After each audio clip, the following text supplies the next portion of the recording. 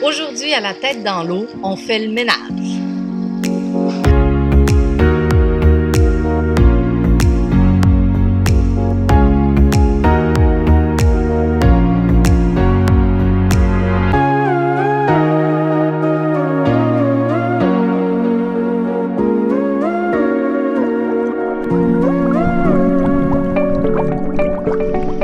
Contrairement aux parcs ou aux grands espaces verts des villes, les récifs coralliens des villes côtières n'ont pas d'équipe d'entretien.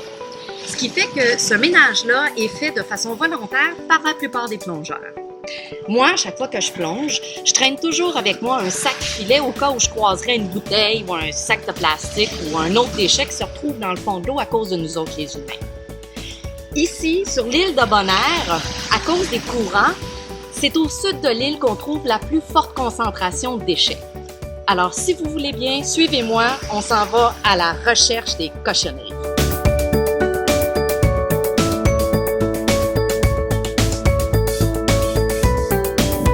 On est prêt? On y va! What a nice day to dive! Attention!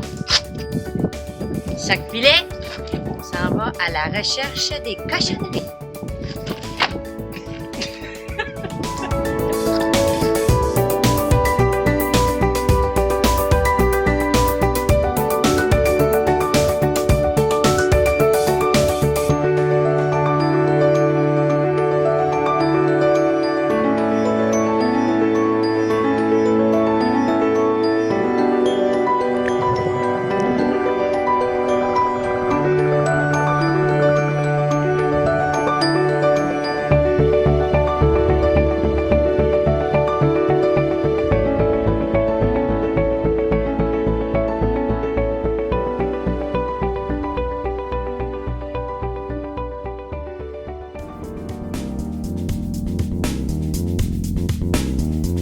On s'entend, Bonaire n'a rien à voir avec Bali et ses problèmes de pollution. Cette île-là n'a pas une densité de population comparable et les fonds marins sont vraiment très propres.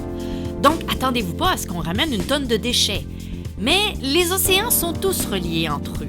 On pourrait même dire qu'il n'y a qu'un seul grand océan sur notre planète. Une bouteille de plastique jetée aux îles Tonga, qui sont dans le milieu du Pacifique, pourrait peut-être un jour se retrouver sur le récif de Bonaire, qui lui est dans le sud des Caraïbes. Plus que jamais, notre monde est interconnecté et pas seulement par Internet.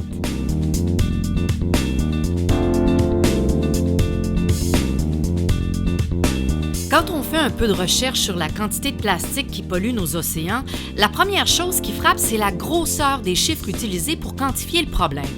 Moi, je pensais qu'il y avait juste en astronomie qu'on retrouvait ce genre de nombre, c'est-à-dire astronomique.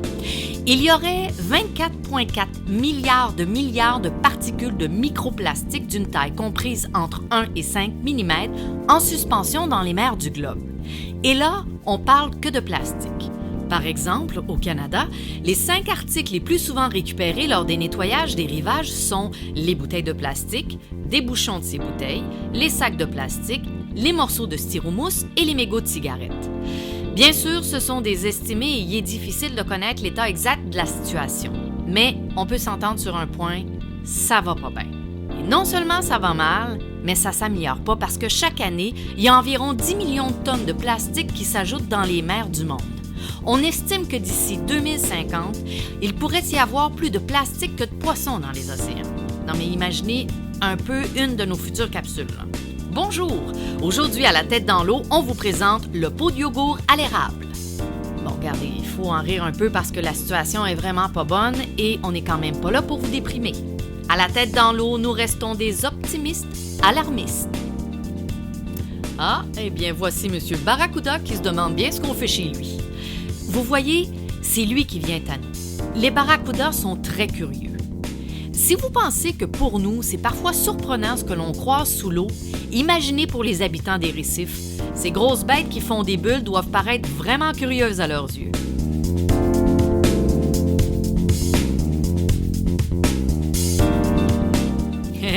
Vous voyez, on trouve vraiment de tout sous l'eau.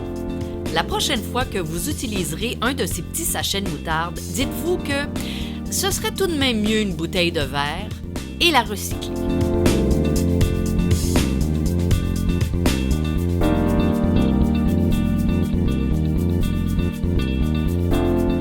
Pour continuer dans les statistiques complètement folles, la production mondiale de plastique a plus que doublé durant les 20 dernières années. Pour imaginer un peu le truc, l'OCDE, l'Organisation de coopération et de développement économique, nous informe que le monde a créé l'équivalent de 35 000 tours Eiffel en déchets de plastique par année. Et pas en volume, mais en poids. Bon, oui, je vous entends dire recyclage, mais on ne recycle toujours pas plus que 10 % du plastique produit par année sur la planète. Et si la production augmente plus vite que le pourcentage qu'on recycle, franchement, on n'est pas sorti du bois. Ou bien de l'eau, devrais-je dire.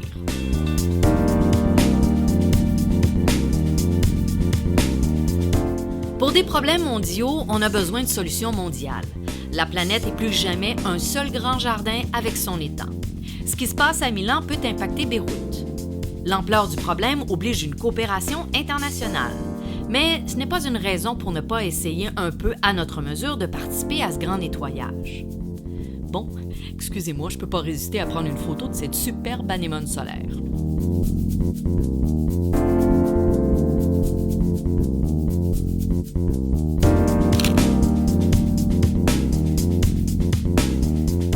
Il y a quelques exemples qui valent la peine d'être cités. En 2012, un jeune Néerlandais, Boyan Slat, qui n'avait que 19 ans, a imaginé une barrière flottante en forme de V pour récupérer le plastique des océans. Son idée a séduit les internautes et il a pu ramasser 2 millions de dollars de financement participatif. En passant, nous, on vous demande juste un petit thumbs up.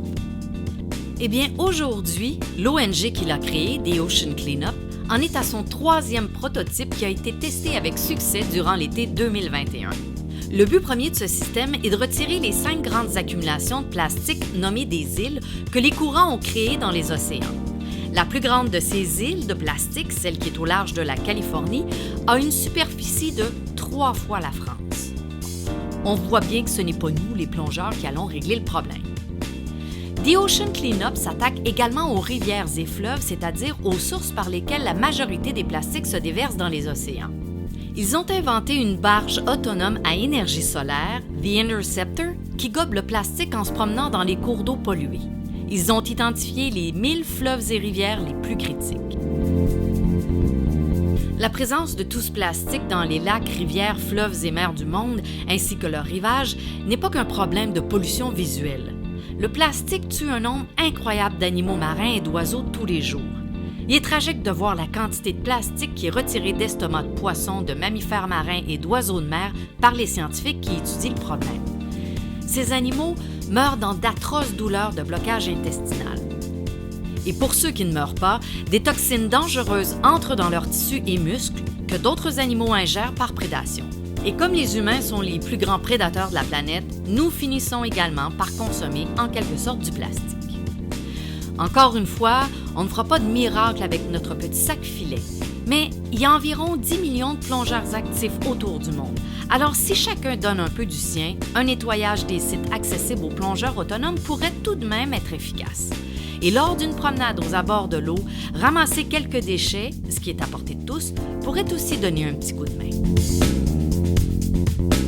Mais à plus grande échelle, la manière de consommer de chacun d'entre nous est aussi un facteur important pour diminuer le problème en amont.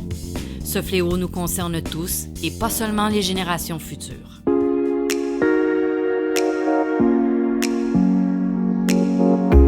Heureusement, à Bonaire, de nombreux plongeurs ramassent continuellement ce qui leur passe sous le nez et qui ne devrait pas se trouver sous.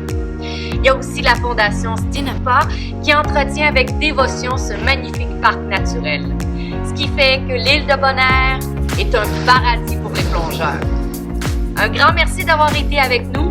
On se revoit bientôt pour une prochaine capsule La tête dans l'eau.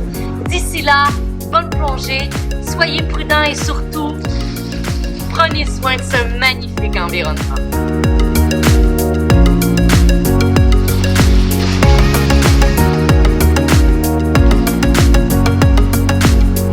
Si vous avez aimé notre vidéo, n'hésitez pas à mettre un j'aime, abonnez-vous à notre chaîne et activez la cloche de notification. Si vous avez des questions, commentaires, écrivez-nous.